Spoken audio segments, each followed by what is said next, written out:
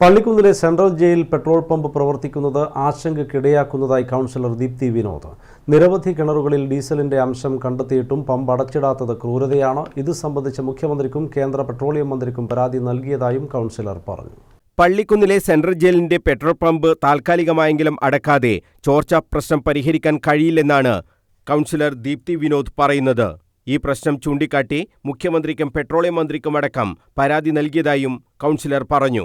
അത് petrol pump അടച്ചിടുക എന്നുള്ളത് തന്നെയാണ്. അത് താൽക്കാലികമായിട്ട് അടച്ചിട്ട് ഇതിൻ്റെ ശരിക്കുള്ള പരിശോധനയെല്ലാം കഴിഞ്ഞിട്ട് പരിശോധിച്ച് മുന്നോട്ട് കൊണ്ടുപോകണം തന്നെയാണ്. തുറന്ന് പ്രവർത്തിക്കാൻ പാടുള്ളൂ. ഇവിടെയുള്ളത് കുറേ പ്രായമായ മനുഷ്യരും അതുപോലെ അസുഖങ്ങളുള്ള മനുഷ്യരും അവിടെ ജീവിക്കുന്നത്. അപ്പോൾ അവർക്ക് ഇതിനുള്ള ഒരു സൊല്യൂഷൻ കണ്ടുപിടിക്കുകയും വേണം. അവർക്ക് തക്കതായ ഒരു പരിഹാരം തന്നെ വേണം. ഇപ്പം നമ്മൾ പൊല്യൂഷൻ കൺട്രോളിനും കലക്ടർക്കും ഞാൻ പരാതി കൊടുത്തിട്ടുണ്ട്, അതുപോലെ സൂപ്രണ്ടിനും കൊടുത്തിട്ടുണ്ട്. പിന്നെ ഇപ്പം നമ്മൾ മുഖ്യമന്ത്രിക്കും അതുപോലെ പെട്രോളിൻ്റെ മന്ത്രി അവർക്കെല്ലാം പരാതി അയച്ചിട്ടുണ്ട്.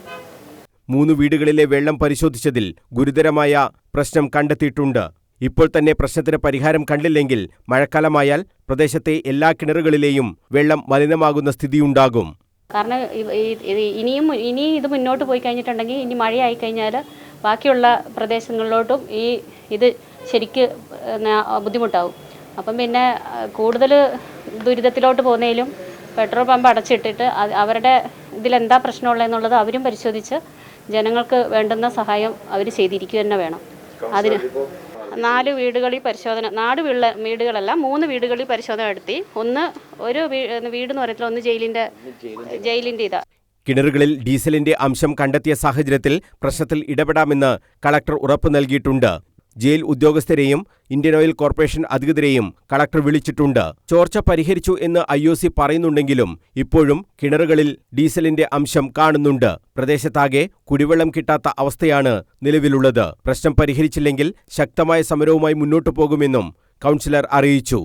മുൻ കൗൺസിലർ VK ഷൈജുവും കൊക്കേൻപാറ കൗൺസിലർ മഹേഷും വാർത്താസമ്മേളനത്തിൽ സംബന്ധിച്ചു. News bureau, Kannur.